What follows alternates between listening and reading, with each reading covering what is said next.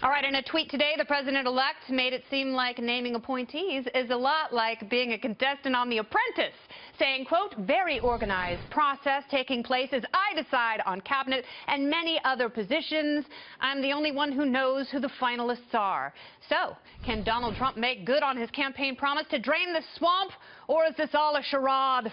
Well, let's ask Libertarian firebrand Dr. Ron Paul. He joins me now. Welcome back, Dr. Paul. Thank you, Kennedy. Good to be with you. So you said with Stuart Varney, one of the hosts here on the Fox Business Network, giving you the power to prosper, you told him that you are hopeful about some aspects of a Trump presidency. What brings hope to your heart? Well, I guess my nature, because I'm always hopeful that some good will come of it, but quite frankly, it's small in numbers. But I do think that this is not the time to come down really, really hard on Trump. No matter what he does, even if he was on the verge of appointing some people I could get excited about, which he isn't, I don't think that's dealing with the issue, because I think a few more different people in Washington is not going to make a difference. I think our economic problems are overwhelming.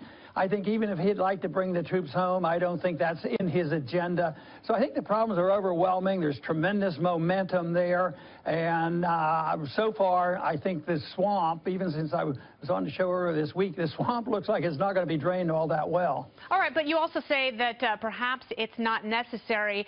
You know, let's put aside foreign policy for a little bit, and let's focus on some of the domestic issues. People obviously want change. They are hurting. They want jobs. They want the economy to get going. How could an incoming president who's hell-bent on change actually create the change that he's promised? Well, it's going to be difficult. He can suggest, and hopefully he gets things passed. But most of the time, what the presidents get blamed for wasn't directly their fault. Take, for instance, the deep recession wasn't caused by Obama. It was created many years before that with monetary policy and spending of Republicans and Democrats.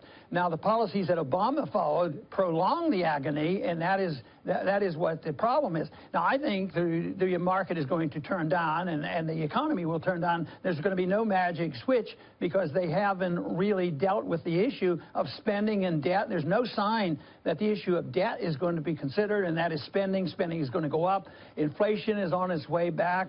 So I think things are going to get much worse, and you won't see the changes that you would hope.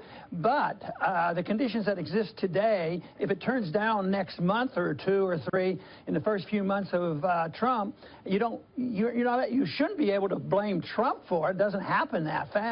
Matter of fact, if you're doing the right things and you want to clean up the mess, there might be a temporary reprieve from some of this artificial propping up of the economy. That's right, and that is at the hands of the Federal Reserve. This is something that you and I agree on, Dr. Paul, that we need to end the Fed. Is there anything that a President Trump could do to actually make that wish come true?